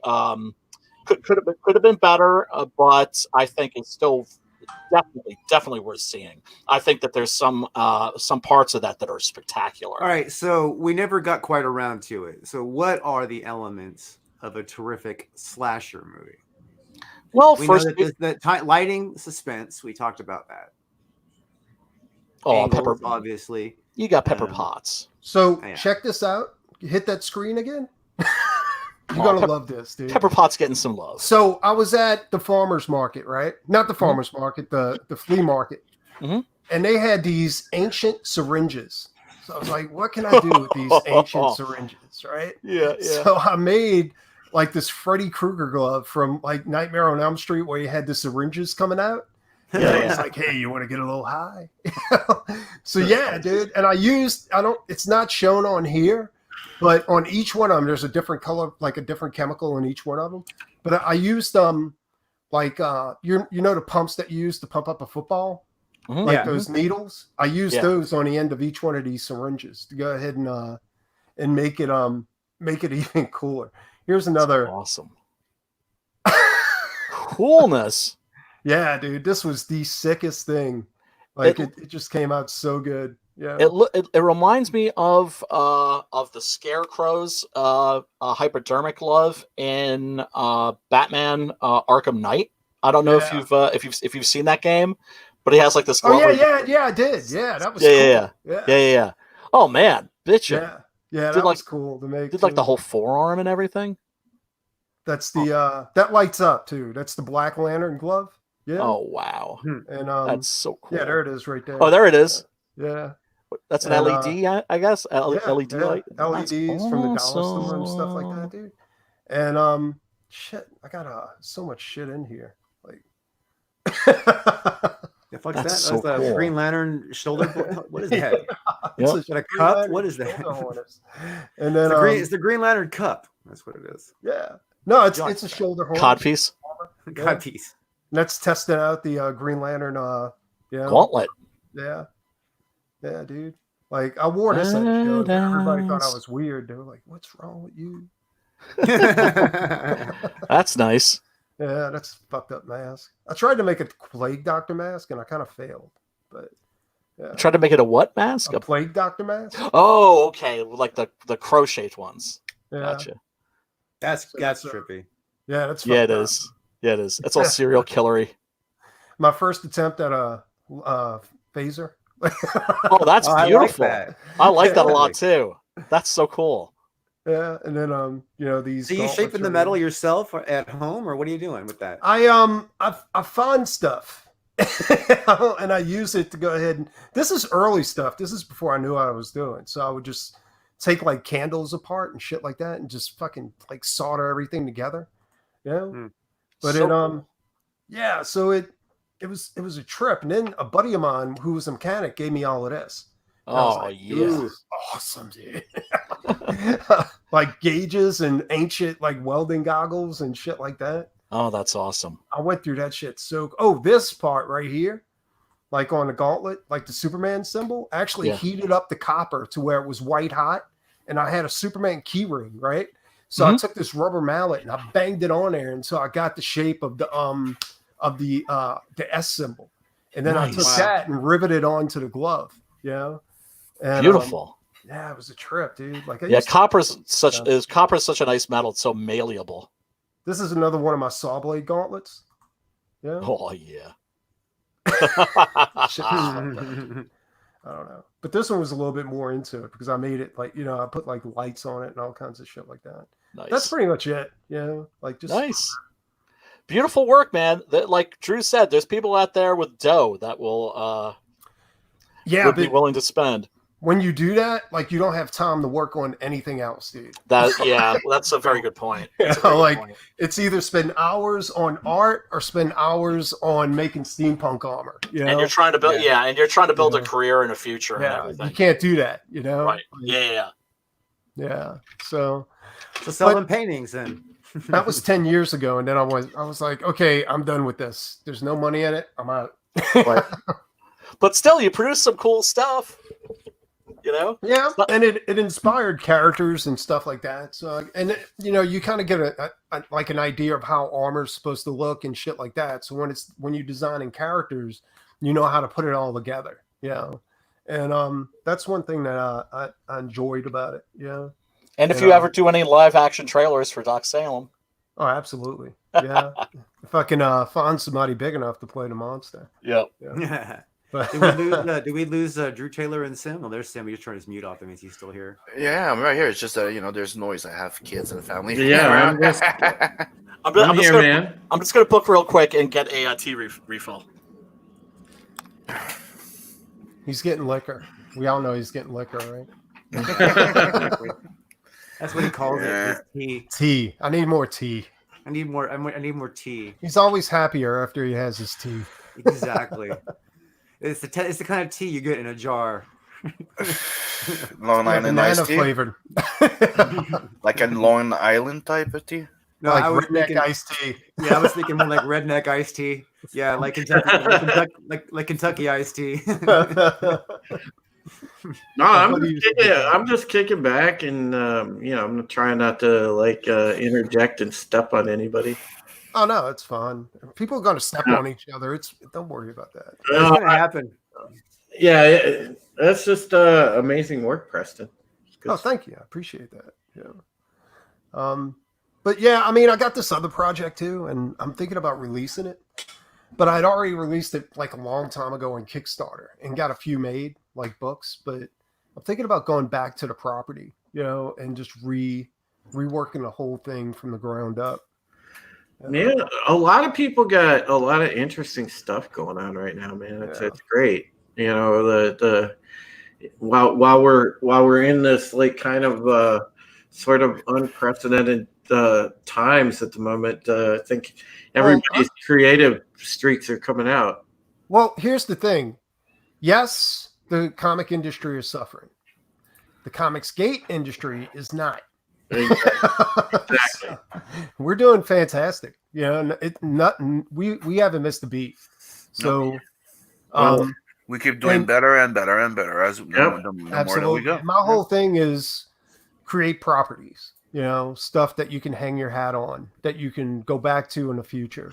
And that's what I'm into now, like getting books out, because I'm quick enough now to where I can knock out 22 pages in no time. Nice. And yeah. So yeah, it would only benefit me to get more of my old stuff out, especially completed work. Stuff that has a solid foundation. And like that's what Sim's doing. Sim, you got a bunch of things out there right now, don't you? Oh, Sim's always. Yeah. I've been publishing Not the Merc since 2012. There was Wolf Dragon, and I'm bringing all of them back to CG. Yeah? Yep. I may not be a comic creator or anything like that right now, but I'll tell you what, it's awesome from my point of view, because being a writer and a journalist, working from bounding into comics, I get a front row seat to see what you guys are all doing, and that's great. And I have my own project going on too. It might not be a comics project, but it's pretty awesome. And myself, and along with the really big help from Drew Love, man. Big shout out to So Drew. you're a reporter for Bounding into Comics? Yes, I'm a writer for Running into Comics, sir. Dude, that's awesome. Yeah. You can do a write-up on Doc Salem. Uh, Rockabilly Road Trip. We got a movie trailer out there for that one. but yeah, actually, to since we're talking about projects real quick, Drew is helping me bring a vision, a brand that I wanted to bring to life for the past like 19 years. I was looking for the right vehicle, and finally, I think that we've nailed it. We're going to debut a new community newspaper site in the vein of Bounding into Comics and Bleeding Fool, but this is going to be a site that is like a little bit more of Truthful. Yeah, we're gonna get into non-biased. Yeah, well, I think Bounding and Bleeding Fool does pretty good with that stuff, but we're getting into this right here. We're launching sickestofall.com, and our slogan is nuking the narrative, and that's exactly what we're gonna do. That's awesome. The writers that I intend to bring on. We're gonna give you, writers that are passionate about the stuff that they write about. So we got people covering sci-fi. We're gonna make sure that we've got sci-fi fans that are writers covering it, because they're going to give it the proper care and attention and point of view that the subject matter deserves. They're not going to give you the bullshit politically correct narrative about it. They're not going to, if somebody's covering a game, they're not going to give you a Kotaku style write-up about it. They're going to give you a good friggin' write-up, because you know what? We are no bullshit at sickestofall.com. We are all about shattering that friggin' narrative, nuking that goddamn thing. So, the best. Well, if fans know that they can trust you, you're going to be a hit immediately. You know Yeah. what I'm saying? Like, Well, yeah, and that's what I'm saying. And big shout outs to Sim, because Sim did the logo.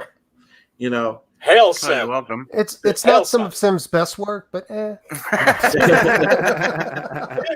some body parts flying. But it's important, the symbolism here, because this is what we need to do in this day and age of fake news. And, people need an alternative, especially like people that enjoy nerd culture, geek culture. They want to come read a story about something like a horror movie or, a horror book or comic. They can come to sickestofall.com and read that and know that, hey, a horror fan is writing, this article about something that I love, and that's the type of people that I intend to have as contributing writers to this project, to this website.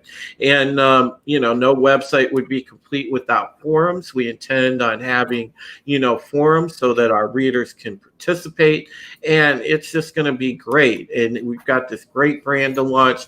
We'll have merch. We've already got t-shirt ideas rolling. This thing is going to be awesome. So we're right now in the early stages. The site should be ready to roll within the next couple of weeks. We just got to put the final tweaks on it, get the categories up there, and everything else, and figure out the nuts and bolts. And then we are going to be good to go, people. So you will have a brand new community newspaper site to come to that I think you guys will really enjoy and that you can trust, because we're always going to bring it to you 100% as real as it gets. oh, you got a fan right here. I've got a boner. Right on. Seriously, this sounds great. This may seem like a bit of a non sequitur, but I think it's applicable to what you're talking about. Fangoria was a magazine that I was in love with from issue 2 when I was a kid. And to me, it was the saddest thing to watch that magazine go 100% corrupt. Mm-hmm. Where a new movie would come out, they would have a review. This is the shit. This is awesome. Go check this out. And then, the movie would come out and it would be a piece of garbage. And then it would come out on DVD and they'd be like, oh yeah, that's a piece of shit. Yeah, people are afraid now to call it as they see it. You see this shit time and again. No matter what we do at Bounding Into Comics, when we're in the process of writing stories, you could clearly see the difference out there. Like, especially when something comes out like a movie on Rotten Tomatoes and the critics are gushing all over it. Well, that means that the movie's going to suck from a fan standpoint, because the critics are all giving it the whole, politically correct stamp of approval. They're like applauding the fact, oh, diversity, it's woke, it's so good. It's well, they feel pressure in some cases, they know that there's going to be consequences if they don't say that. In the case of Fangoria, it was clear corruption. You know what I'm saying? They were getting paid to give those movies good reviews. Yeah. But then, of course, they wanted to also hang on to the fans and keep it real, so they would save the actual review for the DVD release. Yeah, if they pay me enough, I'll give them a good review. Yeah. Speaking of, did you see the this is a little off subject, but did you see the badass illustration that dude Gomez did of America Chavez? Yeah, that was really that was awesome, dude. Yeah, it was. And I was I had nothing but joy for it because everybody was so pissed off about it. I know, because she had curves and everything. Yeah, she had curves and she looked good. She looked like a Latino. You know what I'm saying? That's what Latinos is Latino supposed to booty. look like. Yeah, exactly. She looked like J-Lo. Oh, dude, I lived in a Puerto Rican neighborhood when I like ages ago, like in the mid '90s, and oh my god, the culo, baby. That's what I'm saying. And I was like, this is great, and everybody's like, this is fantastic. I think she won me back over, and then they're like, you guys do realize this isn't making it past Marvel editors, right? No way. No way. And that's the thing, because we need more people to fight back against that, and just we don't let them do whatever they want. Well, yeah, but I'm saying in the grand scheme of things, it would be a lot better. But all the time, when artists actually, do good art and do it in a traditional style, they get absolutely hammered for it by the PC police, and it's garbage. I hate that. It's terrible. The last few good people employed with the big two in the industry that can actually do good stuff, let them do it. But they won't. And that just, oh God, that irks me. Oh, it's terrible. It's harmful to the medium. It's been good for us because it's opened up opportunities for indie creators. Yeah, but you guys love the industry still. I love them. I don't love the industry. We love the medium. Yeah, there's a difference, because if you're looking at the mainstream, I have no love for the mainstream. But it is harmful to the medium. Yeah. Wait, what? Well, I agree with what Brian said. It'll be a sad day to see Marvel or DC go under. You know what? If you asked me that 2 years ago, I would have said, yeah, dude, I couldn't. No, I can't see the day. They'll never go away. I mean, they'll be like Hostess. Somebody will just pick up well, they're going to lease their characters. Will always be around. But I'm just saying, now, if you used to tell me Marvel's going under, I'd be like, fucking see ya. Oh, yeah, no, I know. I feel that way too. But there's a part of me that's going to feel sad. No, part of me that's going to feel sad. Dude, I felt sad when they destroyed the characters. Yeah. During the last 2 years, and I was and I realized this wasn't going to be the same characters. They'll be back. They'll be back. Not the way. They'll be back in that same SJW type of look. But I don't think it's not gonna. Look, all this woke shit. It's gonna go south. It's going to remember. One of the things. But how much damage are they going to do in the meantime? They've done a fuck ton of damage, but all that damage can be repaired via retconning. Yeah. Well, right. So when I hear SJWs go, "This is canon now," I'm like, "Yeah, it's canon until it gets retconned." Yeah. Well, Brian, here's the thing, and I think we need to make this important point. There has to be a cultural shift 100% before that happens.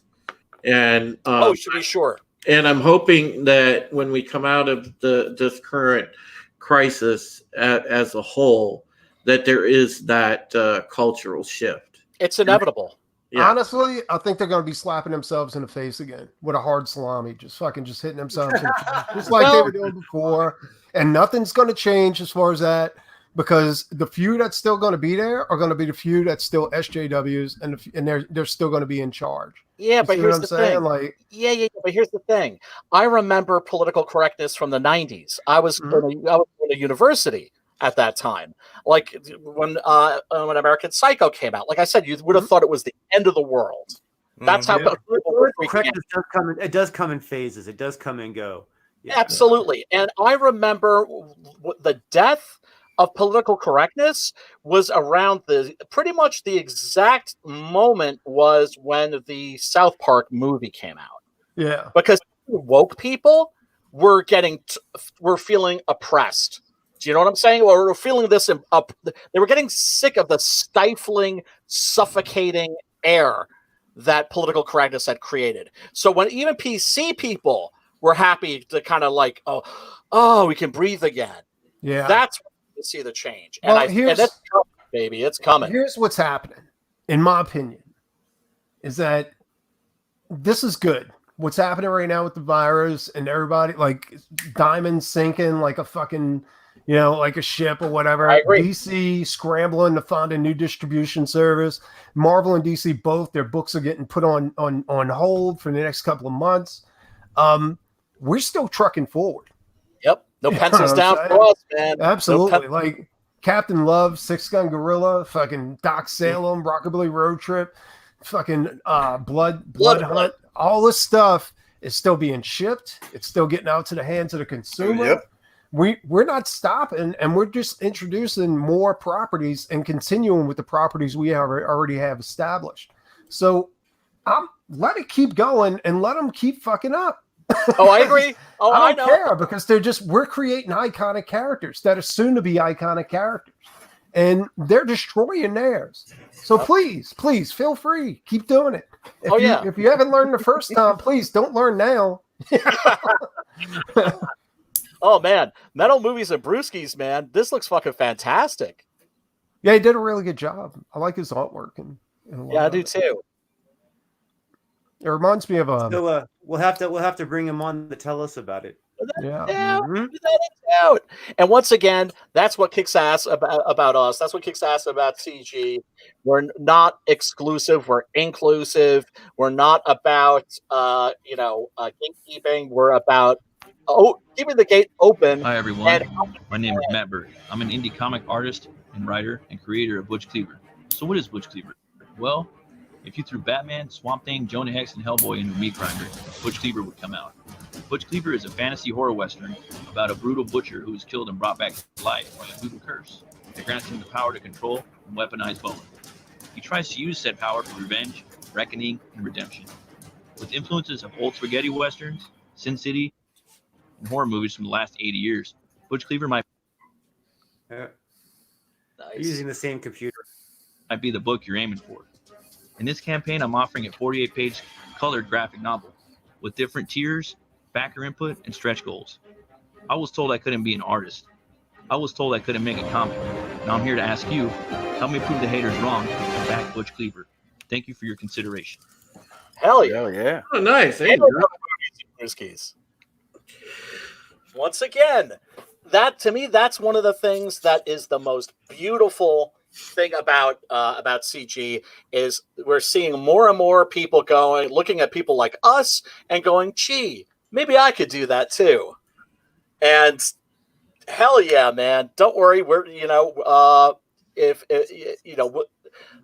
our ears, our doors are open. You can ask us anything.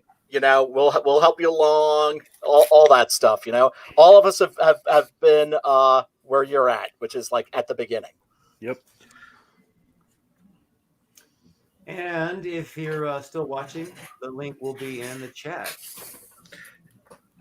Hell yeah! And I just want to say it's great making friends with all these guys. I'm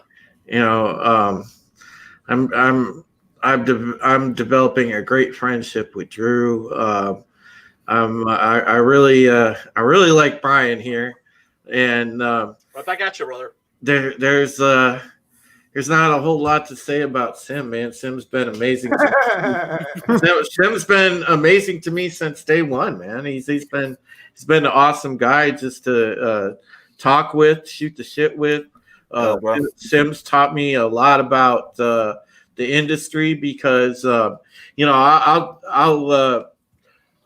complete transparency here. When I started writing for Bounding into Comics, the last time I personally had read comics was I quit about 95. Because even at that time I was like, I'm just done with comics, man. It doesn't compel me anymore. Yeah. And that was pretty much my last hurrah with comic books. And then I sort of still stayed in watching movies, television shows, things like that. But we met through the Phantom Menace. Yeah, and then when I met Sim, he kind of filled in the gaps for me that I've missed out on, and really kind of opened my eyes to what's going on with CG and the industry and stuff like that. And and then just I continue to meet awesome people like you guys, and it's great because I get a lot of that background because most of the stuff I do actually for Mounting into Comics, my specialty is mainly, TV, movies, stuff like that. But now, I'm getting a stronger understanding and awareness of what's going on in the comics world. So, I can't thank you guys enough for that. Oh, right back at you, man. Right back at you. That's the thing. It's always a back and forth. It's always everybody contributes in their own way. That's the best thing about passion. When you're passionate about something, you like to share it. It's like when I really like a book, right? You don't just want to keep it on your shelf. You want to share it with your friends. well, that's the thing with the thing with journalism. It's really funny, the opportunity I got to be a journalist. I never thought I was going to be in print journalism ever. I have an associate's degree in broadcast journalism. I always thought I was going to be in radio or something, but here I am, in print journalism. I got this opportunity, and it was all because I sent a DM to John Trent, the editor-in-chief of Bounding into Comics, just giving him props about the website. Next thing I know, I'm working for him as a writer, and and I'm learning this from the ground up. But I found I've got a passion for journalism, and that's really that's snowballed into now launching this website and this brand to go along with it. I mean, it's great. Keep your eye out. The T-shirt's coming out soon. New the narrative. Exactly, man. That's gonna be such a dope T-shirt. We're gonna have a ton of people wanting to wear that thing. You use the magic word, and that's passion. Yep. It's like when I go off about horror movies, and I'm always afraid of coming off as a know-it-all. I'm always afraid that if I ask somebody if they've seen something and they haven't seen it, and I'm like, oh, you haven't seen that they're gonna take it like the wrong way. That they're gonna be like that. I'm like, oh, you haven't seen that? You're not on my level. You're not like a real true horror fan or something like along those lines. When really I'm just like, oh no, you got to check that out. It's going to blow your mind. Because when people are greedy about information, when people act superior because they know more about something than you do, it's like that knowledge that doesn't belong to you. Well, bro, Sim, too. Yeah, 9K, son. Yeah, we broke the 9K. Yeah. Like I went on that Raging Golden Eagle there, and I had I told Brian, I'm like, I had 5 messages. Right, the 3 first one was like, dude, can you please wait till payday? I really want this book. Can you please wait till payday? And one of them told me maybe you should consider maybe waiting till the big paycheck, when you're ready to print that day, right? And I'm like, okay. The 2 last one was, please wait till the big check. Please wait till the big check. I thought you were closing a little early, to be honest. I know it's been open. It's been in demand for a while, but I know you told me, and I took your guys' opinion pretty well, and I'm like, you know what? I'll leave it till Friday and see how it goes. 15 backers in 3 days, and I'm like, okay, yeah. We're staying open till I'm ready to print. Exactly. Yeah, there you go. Until you're ready to print. or even keep it or overprint and still keep it in demand for a while. The reason why I don't want Brian is because I've been promising that this is an exclusive cover. The exclusive cover. Right. I'm supposed to have another edition that's going to be the final one. First, fans and backers first, always, always, always. But so I made that promise, so it's going to close. But I do want that black and red edition, so it's coming no matter what. If we don't reach the 15K, we're getting a black and red edition. Well, you can always go back and color them yourself. Yeah. Like right. Yeah. Yeah, you could do it with your kids. Get those markers going. No, only the blood. Only the blood. I'm gonna try and make sure that the paper is thick enough, right? So you won't go through. I'll try, but I can promise nothing now. But dude, you're gonna hit double digits, brother. You are going to be in the double digit club. Congratulations, Simon. I hope so. Earned it. Oh, dude, point is given. And everybody with a physical book gets a sketch card when we reach the 10K. Oh, yeah, we should get the 10K just to torture him. Yeah, get me to work more. Seriously, put his bitch ass to work. Make him earn it. Make him earn every dollar. Yeah, and trust me, you will love your sketch cards. Oh, no doubt, no doubt. Congratulations, Simon. You earned this one, brother. Thank you. Sim, you're good at what you do, brother. Thanks. Most definitely. I I'm appreciate it, bro. at a paltry $4,780. Getting close to that 5K, bro.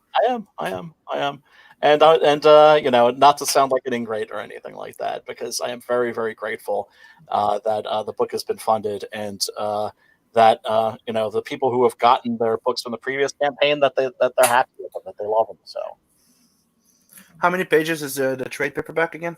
Trade paperback is 148 pages. So here I'm selling it with a brand new variant cover by Kane and White, and it's $35, but you get 6 comics for $35. So you're getting a lot of comic book. And that book is 48 pages. It's 148 pages. No, the new one. The new one. No, that's 24 pages. 24 pages. So you get technically. You can get the entire deluxe. I think it was for $40, right? You can get the for 45. The Big Gun Down, which is technically issue number 7, that's $15. But if you buy it with the previous trade paperback, One Days of Vengeance, you get them both. I knock $5 off the price. Sweet, because that's the one I'm eyeing as soon as I make my money. I hear you, brother. I hear you. Well, that's the thing too. Is like whenever I launch a campaign, I always let all my friends know. Don't worry, if you don't back it, I'm not gonna look at you funny. next time I see you, because I know it's not for everybody, and not everybody has money to spend right now. And you look funny at everybody. It doesn't matter if you buy a book or not. Exactly. There you go. I'm just happy that people are vibing with it and that people dig it. That's the important thing. Yeah, but you're people like your previous books and you got good reviews from it, and of course you're just gonna go up and up and up, bro. It's such a good concept and stuff. I mean, it's hard not to like that book, dude. Did you guys make a cameo? Did you put Clint Eastwood in one of the books? No. It has to be done though. Julian Ojema's in there though. It has to be done. You do have to fucking at least once put the Clint Eastwood looking at him and going like, "Pow." We'll see. And he doesn't take his death. He shoots him. maybe in issue 8. We'll see. So back this book. It's amazing. I've read the one that Long Days of Vengeance. The graphic novel. It's an excellent story. Brian's a great writer. He Thanks, put brother. together an amazing project here. Great copy of this book. Yeah, people are digging it, and I'm very grateful for that. And the latest issue, the Big Gun Down, is like nonstop mayhem. It has a high body count. Let's just say it lives up to its title. Yeah, man, Brian, I gotta get you on my channel sometime to talk. Anytime. To talk some sci-fi. You had seen this, right? Oh Drew, yeah, Hail the Boner King. Your new book has almost surpassed your first one. Almost. Yeah. Like that's so weird. I told you. He also has the number 1 on that one. Keep in mind. No, with the that's variant what. cover. Oh wait, but this is a continuation from the first issue, right? Yeah, well, the volume campaign is the cover for this is actually a variant for the first book that's available. Ah, okay. So people can buy the first one with that one with the variant cover. So that's why. Yeah. And the Okay, girl so is big. I was like, they should. This is an awesome variant cover, though. I love this. Yeah. Vinny did a good job on it. Vinny is I like amazing. Look at how much the jets actually sparkle and stuff. Yeah. You know what I mean, this is You got sparkles in there. Shut up. They're not sparkling vampires. It's okay. Yeah. You should have fucked with him and asked him if he could do one without his name on it. I have one without his name on it. This is the one that I put out there that people can steal. A buddy of mine, he puts out this book called Night Stars. And I've seen on 3 different occasions people go back to him and ask him if he could please give him one without his signature on it. Because he signs them whenever somebody buys a book. Right. Like, can you give me one without your signature? Dude, I had one person ask me that. Like, can we get your book without being signed? I'm like, yeah, you can request it in the request. Like in the messages, like you can leave the message going, I don't want to sign. Weird, dude. Like, I mean, I think I get it because CGC gives you a downgrade if it has a signature that they didn't witness being put on there. You see what I'm saying? Oh, so, they're that much assholes? Yeah, like they give you a qualified grade, and people don't really want to touch a qualified grade. Like I got the first appearance of Lobo with Keith Griffin's name on it, right? And I was like, and I got it for $30, and it's a 9, dude. And I'm like, you got to be shitting me. But yeah, because it's a qualified grade, nobody wanted to deal with it. You know, I was like, all right, fuck it, I'll take it. That's unbelievable. It is. It's crazy. Yeah. Drew, so what? You have to commission them, hire them to come witness the signature, or you film it? No, you have to see them at a show, and one of their people has to come and witness the book being signed.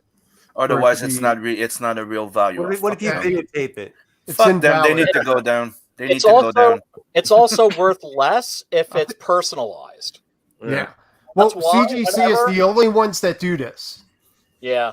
Now, because you can get it signed, and then you can get somebody to verify the signature for all the rest of them, and they'll give you the grade. You know. Well, you know, I find that, you know, artists, when you ask them to personalize something, it puts like an extra smile on their face, because I let them know, like, look, dude, I love that. Dude. Like, it's not getting so. You know what? Here's the thing about that, though. You know, I actually hate that because I'm afraid I'm gonna fuck up. Because I got the paint pen, and I'm afraid I'm gonna fuck it up. You know what I mean? Wait, yeah, but you're not an artist either. You're a writer.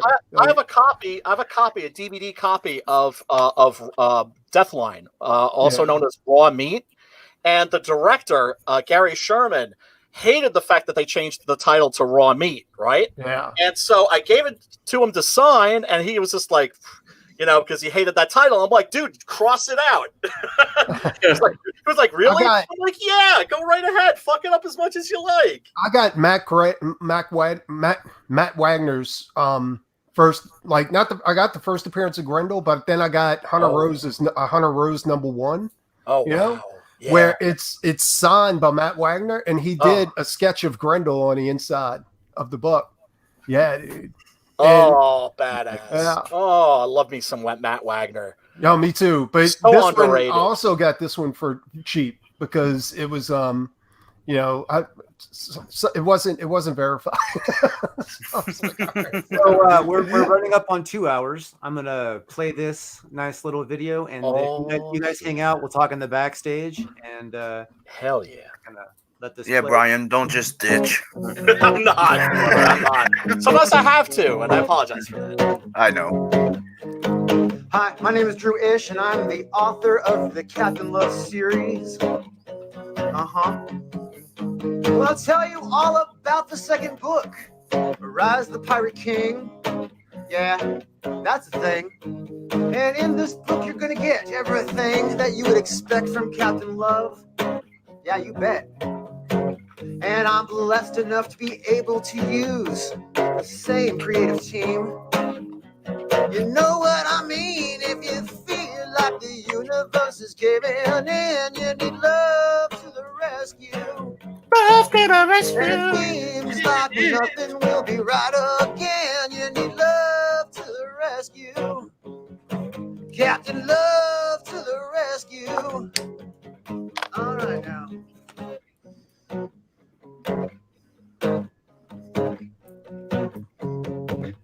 Now, Captain Love is a space trucker and a former war hero. There is even a legend that he may be immortal. He is accompanied by Spade, who's a living AI. Yes, I said immortal. As he cannot die, and if it feels like the universe is caving in, you need love to the rescue. And it seems like nothing will be right again. You need love to the rescue. Yeah, love to the rescue. Captain Love to the rescue. All right now. In this book, you'll get space pirates, sexy girls and science monks. There'll be bar fights, space battles, and a lot of awesome junk. There's nudity and violence and swearing within, so this book is mature. That means it's not made for children. And if it feels like the universe is caving in, there'll be love to the rescue. Yeah, and it seems like nothing will be right again. You need love to the rescue. Captain Love to the rescue. Captain Love to the rescue. Captain Love to the rescue.